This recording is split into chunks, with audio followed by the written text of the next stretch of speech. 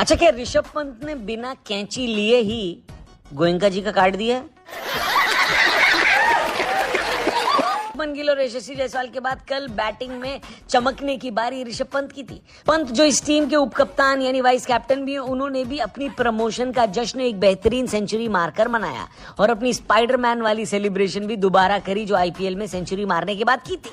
और इसी के साथ ये डिबेट शुरू हो गई है कि जब पंत इतने बढ़िया हैं कि एक महीने के अंदर 2 अलग अलग फॉर्मेट में सेंचुरी मारकर इतना बढ़िया सेलिब्रेशन कर रहे हैं, तो उन्होंने इतना अच्छा गोयनका जी के लिए क्यों नहीं खेला? फिर एक फोटो भी वायरल हो गई जहां पर पंत के सामने राहुल हाथ जोड़कर खड़े हैं। सोशल मीडिया वाले कहने लगे हैं कि राहुल पंत को थैंक यू बोल रहे हैं क्योंकि उन्होंने गोयनका जी के 27 करोड़ रुपए बर्बाद कर दिए। बड़ा हरामी हो बेटा। लेकिन ऐसे लोग शायद फॉर्मेट का डिफरेंस नहीं जानते। पंत टेस्ट क्रिकेट में शानदार जबरदस्त जिंदाबाद हैं, लेकिन T20 में उनके आंकड़े उतने बेहतर नहीं है। ये बात पूरी दुनिया को पता है। इसके बावजूद अगर कोई आईपीएल टीम उनको महंगे में खरीद रही है तो ये उस टीम की प्रॉब्लम है। इससे आप ऋषभ पंत को मत जोड़िए, समझे? अपने साथ मत जोड़िए, हमको अलग है।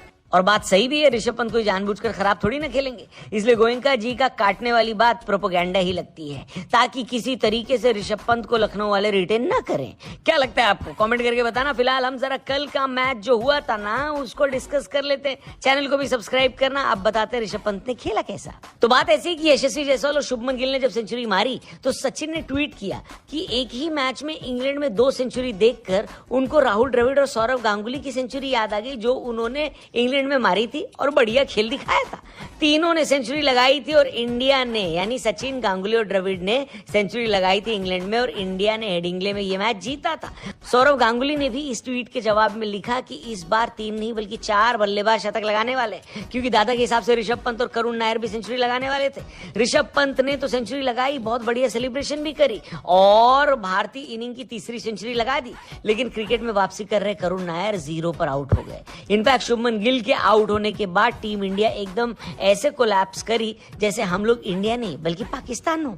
आखिर के 7 विकेट हमने मात्र 58 पर खो दिए, जिसकी वजह से एक ऐसा टोटल जो कि 500 नहीं बल्कि 600 से भी ज्यादा होता दिख रहा था वो बन नहीं पाया। और लंच से पहले ही टीम इंडिया 471 पर ऑल आउट हो गई। लंच के बाद बुमराह भाई ने रेड बॉल क्रिकेट की शुरुआत वहीं से करी जहां उन्होंने ऑस्ट्रेलिया में छोड़ी थी, यानी आते ही विकेट लिया। इंग्लैंड को पहला झटका तो पहले ही ओवर में 4 रन के स्कोर पर लग गया, लेकिन इसके बाद इंग्लैंड वाले संभल गए। समझ में आ गया उनको कि एक ही गेंदबाज है जिसके सामने औकात में रहना है, तो उन्होंने बुमराह को तो बहुत तमीज में खेला और बाकी गेंदबाजों को देखकर बोले, क्या बोले? साले का खोपड़ी तोड़ साले का। डकेट और पोप की जोड़ी ने दूसरे सेशन में इंग्लैंड का एक भी विकेट गिरने नहीं दिया। गिल भी बुमराह से कितने ही ओवर करा लेते, उनको वही दिक्कत फेस करनी पड़ी जो ऑस्ट्रेलिया में रोहित शर्मा फेस कर रहे थे, यानी विकेट टेकिंग ऑप्शन की। इसी का नतीजा था कि चाय तक आते आते इंग्लैंड वालों ने ये वाला सेशन भी अपने नाम कर लिया और चाय पर इंग्लैंड का स्कोर था 1 विकेट के नुकसान पर 107 और डकेट ने अपनी हाफ सेंचुरी भी पूरी कर ली थी। पोप अपनी हाफ सेंचुरी से मात्र 2 रन पीछे थे। जिस तरह का खेल चल रहा था उस तरह से साफ था कि इंडिया का 471 का स्कोर कोई बड़ा स्कोर नहीं था, खासकर तब जब 3 सेंचुरी उसमें आई हो, यानी बाकी किसी ने कुछ बढ़िया कंट्रीब्यूशन किया ही नहीं था। गिल ने सब कुछ ट्राई किया लेकिन इंग्लैंड के बल्लेबाज अपना विकेट देने के मूड में नहीं थे, खासकर पोप जिनको इंडिया में बुमराह ने यॉर्कर मार के आउट किया था और उनका विकेट फिर कोल्ड प्ले वालों ने अपने कॉन्सर्ट में चलाया था। उन्होंने कहा, इस सालों अब की बार नहीं दूंगा विकेट अपना, वरना कल को निरहुआ भी अपने कॉन्सर्ट में मेरी बेइज्जती करेगा।